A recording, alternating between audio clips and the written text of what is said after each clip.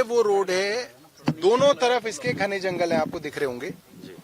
जिस रोड से हम आए हैं उस रोड को तो चौड़ा करने के नाम पे सैकड़ों पेड़ों को काटा गया है। और मुझे अभी जो गांव वालों ने बताया कि ये रोड जिस पे हम खड़े हैं ये पूरी की पूरी रोड ही नई है। इस रोड से उन्होंने सार्क चौक तक जो है इस नई रोड को बनाया है। और आप देख सकते हो जंगल के बीचों बीच ये सड़क है। यहाँ जंगल था पहले, जंगल था यहाँ पे, पहले पेड़ थे बाकायदा। और देश की सबसे बड़ी अदालत सुप्रीम कोर्ट की रोक लगी हुई है कि यहाँ पे सारे काम बंद कर दो। उसके बावजूद आपने देखा कि बुलडोजरों से काम चल रहा है। आप यहाँ पे मिट्टी के ऊपर इन निशानों को भी देख के कह सकते हो कि अभी तक यहाँ पे काम चल रहा है। क्यों चल रहा है? क्योंकि कितने पेड़ कटे इसका फैसला उन जड़ों और तनों से होगा जो कटे हुए दिखेंगे। तो उनको भी उखाड़ के उनको भी निपटा दिया जाए और उनके ऊपर भी मिट्टी की एक लेयर डाल दी जाए, इसकी साजिश भी डीडीए द्वारा चल रही है। सुप्रीम कोर्ट की रोक के बावजूद चल रही है। दूसरी बात आपने देखी होगी, जैसे ही हम छतरपुर से अंदर घुसे गौशाला रोड पे, आप लोग यहां पे पहली बार आए हैं और आप पत्रकारों में से मुझे एक दो ने कह दिया कि मंत्री जी इस सड़क के एक तरफ तो सारे फार्म हाउस है, बड़े बड़े करोड़पतियों के, अरबपतियों के, और एक तरफ जंगल था। पहली बार में आपको दिख गया। तो अगर रोड चौड़ी करनी थी तो आप फार्म हाउसों को तोड़ देते, रोड चौड़ी कर देते। जैसे हम किसानों की जमीनों को एक्वायर करके ये फार्म हाउस बनाए गए, हम गरीब दिल्ली के गांव वालों की जमीनें एक्वायर करी सरकार ने और इन अमीरों के फार्म हाउस बना दिए। तो इन अमीरों के फार्म हाउसों की जमीन भी एक्वायर होके सड़क चौड़ी कर सकते थे, मगर उनके फार्म हाउसों को नहीं छुआ गया। जंगल के अंदर 1100 पेड़ काट दिए गए।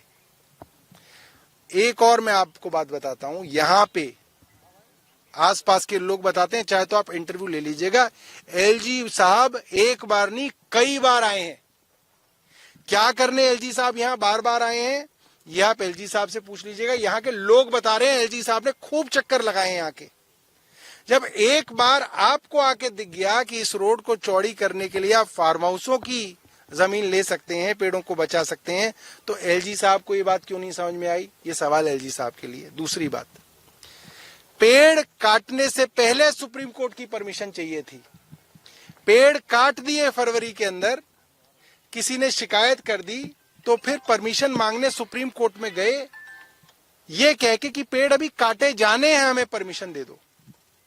और सुप्रीम कोर्ट ने परमिशन डिनाई करी और ये कहा क्या और कोई तरीका भी है रोड चौड़ी करने का पेड़ों को बिना काटे? आप सोचिए सुप्रीम कोर्ट जो वहां बैठा है उनके दिमाग में ये बात है कि क्या किसी और तरीके से भी रोड चौड़ी हो सकती है, मगर वो तरीका ना सोच के जंगलों को काटा गया। और मैं समझता हूं फार्म हाउसों और फार्म हाउस मालिकों को करोड़ों रुपए का फायदा पहुंचाया गया और इसके अंदर बड़ी गड़बड़ी की आशंका साफ साफ नजर आ रही है। साफ साफ उन फार्म हाउसों को डबल फायदा हो गया, क्योंकि अब उनके सामने की रोड जो इतनी छोटी सी रोड थी उसको आपने जो है इतनी चौड़ी रोड बना दी, तो उनको तो आपने उनकी तो कीमतों के अंदर इजाफा हो गया। जो यहाँ लोकल बता रहे हैं कि एक फार्म हाउस अगर वो 1 रुपए का था तो अब वो 5 रुपए का हो गया उस रोड की चौड़ी होने के बाद।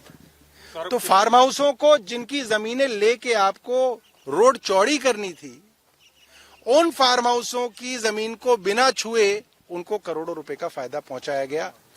किसने पहुंचाया आप सब जानते हैं। देखिए, आज हम ये सतबड़ी के एरिया में आए हैं जहां पे 1100 पेड़ कटे हैं, एक रिज के प्रोटेक्टेड इको जोन में कटे हैं। और ये बहुत गंभीर मुद्दा है कि कैसे इन पेड़ों को बिना परमिशन के काटा गया, किसके आदेश पे काटा गया।